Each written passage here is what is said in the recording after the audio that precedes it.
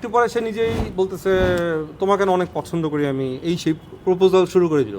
আমি তো চিনি ওর, মিথ্যা কথা বলে। যাই হোক, দিয়ে তাইপকে নিয়ে আবার বাজে ভাইয়াকে নিয়ে বাজে কথা শুরু করলো। দিয়ে তাইপের কাছ থেকে আমি পিস্তলটাও নিছি, নিয়ে ওই মেয়েটাকে বাসা থেকে তুলে নিয়ে ইচ্ছা মতো পিটাইছি। এআই দিয়ে ইন্টারন্যাশনালি এআই ভয়েস ক্লোনিংয়ে যদি করে কেউ, সেখানে ওটাও ডিটেক্ট করার জন্য আরেকটা ওয়েবসাইট আছে বা বিভিন্ন সফটওয়্যার আছে, ওটাও এআই ডিটেক্ট করে। মানে ইভেন যদি কেউ এআই দিয়ে একটা স্ক্রিপ্ট লেখে, এআই দিয়ে কোনো আর্টিকেল লেখে, সেটা হিউম্যান রাইটিং না এই রোবোটিক লেখে, ওটাও ডিটেক্ট করার জন্য আলাদা এআই আছে। তো ওরা করুক, চেক করুক। ওদের যদি দাবি করে এআই, তো ওটা চেক করুক। আপনারা আছেন, চেক করেন, নো প্রবলেম।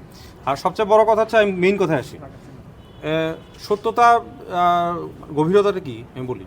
দিয়ে তাইপ ভাইয়ের প্রোডাকশন, দিয়ে ভাই অনেক আগে পরিচিত, বাট যোগাযোগ নেই। সবার সাথে তো পরিচয় থাকেই, বাট অনেক দিনের যোগাযোগ নেই।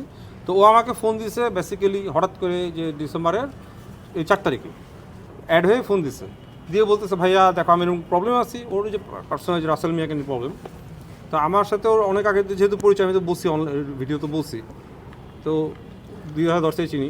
তো মাঝখানে তো যোগাযোগ ছিল না। যাই হোক, আমাকে ওর প্রবলেম বলার পর আমি বলছি ওকে, তোমার কী প্রবলেম বলেই এই প্রবলেম, ঠিক আছে আমার ভাইয়াদের পাশে থাকো, আমি হেল্প করবো, যেটা হেল্প করার ওটা করবো। তবে একটু পরে সে নিজেই বলতেছে তোমাকে না অনেক পছন্দ করি আমি, এই সেই প্রপোজাল শুরু করে দিল। এই প্রপোজালটা শুরু করলো। আচ্ছা, প্রপোজাল যদি শুরু করে আমি শুনতেছি, কারণ একটা মানুষকে তো হুট করে অপমান করা যায় না। মানুষ প্রপোজ দিতেই পারে, দিতেই পারে, অপমান করা যায় না। তো আমি এরপর হঠাৎ করে দেখি এমনি বলতেছে। এর মধ্যে আমি বলছি, তো তোমার যে লাইফে ভালো টাইম গেছে সেটা হচ্ছে তুমি রুমি রহমানকে বিয়ে করছো, that was a very good decisions. এটি রুমি রহমান আসলে ভালো মানুষ ছিল, উনি ভালো ডিসিশন ছিল তোমার। এটা তো রেকর্ডিং আছেও, আমি লাইভে দিচ্ছি, সবাই দেখছেন আপনার হয়তো, যে আমি ওর সাথে কথা বলছি, তোমার লাইফে বেস্ট পার্ট ছিল রুমি রহমানকে বিয়ে করছো। আর এই আশেপাশে যত পাত্র আসছে এগুলো কোনোটা আমার পছন্দ হয়নি, এই যে বলছি। তারপর ও আমাকে বলে বসলো যে আসলে জানো রাসেলকে আমি কেন বিয়ে করছি, আসলে ডিএ তাইব আছে না, উনি তো আমার ভাই। এই তো শুরু হলো, কত কনভারসেশন শুনছেন আপনারা। আচ্ছা, কনভারসেশনের প্রথম হইতেই দেখবেন যে ডিএ তাইবের সব কিছু।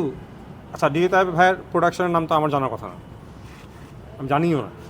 ডিএ তাইব ভাইয়ের যদি কিছু জানতে হয়, আমি জানি যে ডিএ তাইব ভাইয়ের একটা সিনেমা আমি দেখছি, সেটা হচ্ছে ইসাকা। এটি আমি দেখছি, সত্যি কথা বলছি। আমি মুভিটা আমি দেখছি, ভালো লাগছে, কারণ এটা হিস্ট্রিক মুভি। এছাড়া আমি কিছু জানি ওনার প্রোডাকশন কী, এই কী পার্সন হিসেবে চিনি। তা বলছে ডিএ তাইবের এই প্রোডাকশনের সব কিছু আমি দায়িত্ব আছি, অডিও তো আপনারা শুনছেন। প্রথমে বললো এই অন্ধকার জগৎ সিনেমা, এটার পুরো অ্যারেঞ্জমেন্ট আমার হাত দিয়ে করা, এটার ডিরেকশনস আমার হাত দিয়ে করা, এই কথাগুলো। তারপর আসলো কাগজের বউ সিনেমার নাম, কাগজের বউ নায়িকাও আমি ছিলাম লিড ক্যারেক্টারে। তো এগুলো আমি জানবো কেমনে এই নামগুলো? আপনারাই বলেন, আপনাদের প্রশ্ন করতেছে, এটা আমার জানার কথা? Is it possible? হুট করে আমি যদি, আচ্ছা, তো ও বলতেছে, বলতে বলতে এবার ডিসক্রাইব করা বললো সে এটিএনের চিফ অ্যাডভাইজার বললো। তো আমি শুধু হু করতে শুনতেছি বিষয়, আর কী বলতে পারি? তারপর মিথ্যা কথা কী বলতে পারি?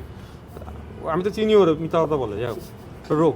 এখন কাহিনী হচ্ছে, এরপর বললো ডিএ তাইব ভাইয়ের সাথে কী ফ্যামিলিগত কী সম্পর্কটা, এটা বুঝালো যে ওনার মেয়ে কি টুনটুনি, এটাও তো আমার জানার কথা না, মেয়ের নাম কি, রিলেশনটা কি এটা। তো ডিএ তাইবকে নিয়ে আবার বাজে ভাইয়াকে নিয়ে বাজে কথা শুরু করলো।